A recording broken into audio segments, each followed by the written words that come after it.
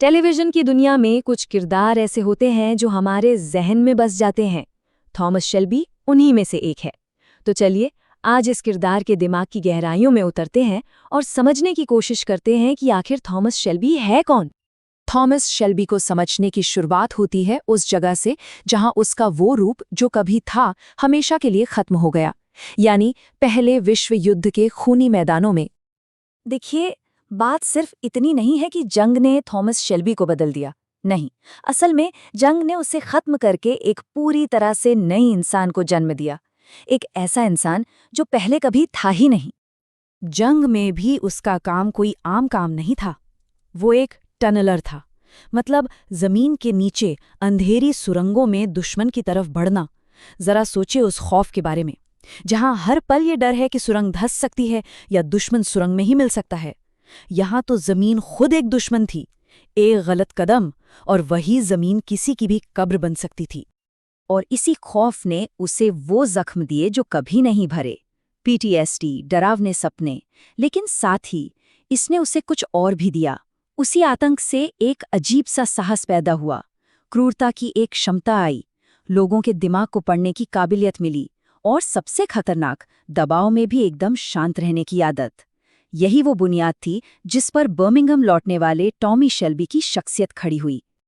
लेकिन सिर्फ सदमा या ट्रॉमा किसी को थॉमस शेल्बी नहीं बना सकता।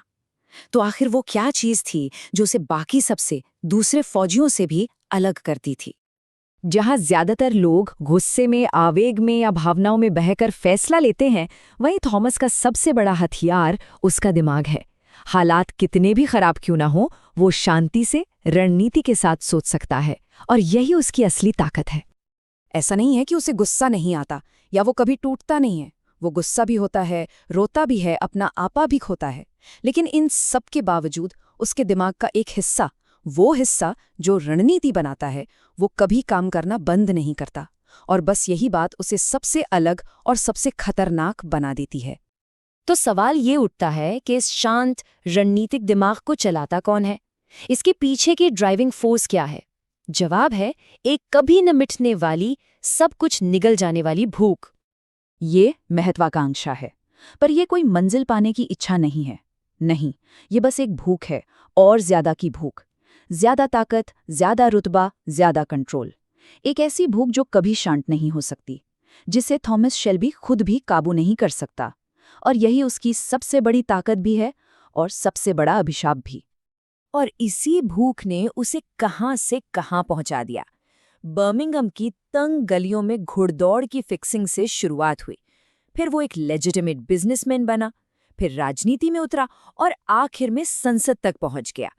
ये एक ऐसी चढ़ाई थी जिसका कोई अंत नहीं था, क्योंकि हर मंजिल एक नई भूख पैदा कर रही थी। और यहीं पर उसकी जिंदगी का सबसे बड़ा विरोधाभास सामने आता है। उसकी यही भूख, यही एम्बिशन उसे बेहिसाब कामयाबी दिलाती है, लेकिन बदले में उसकी शांति छीन लेती है। ये उसे हर मुश्किल से निकालती है, लेकिन हर बार और भी खतरनाक दुश्मन सामने ला खड़ा करती है। जो चीज़ उसे शक्तिशाली बनाती है, वही ये भी तय करती है कि वो कभी रुक नहीं पाएगा। जिस चीज से उसका साम्राज्य खड़ा होता है, वही उसकी आत्मा को धीरे धीरे खत्म कर रही है।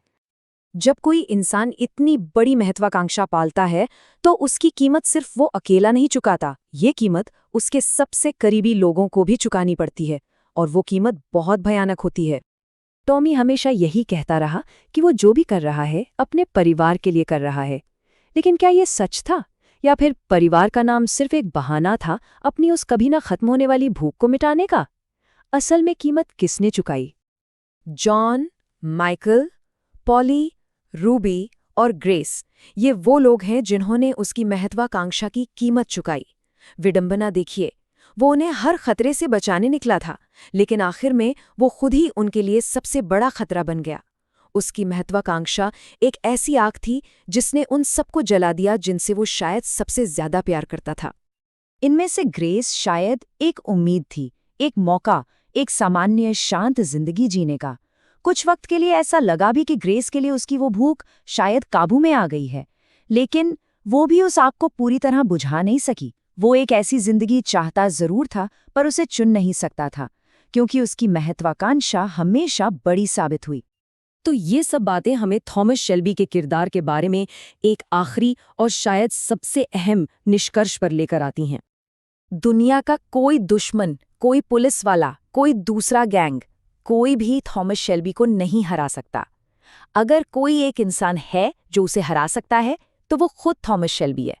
उसकी लड़ाई हमेशा से बाहर नहीं, बल्कि अपने अंदर थी।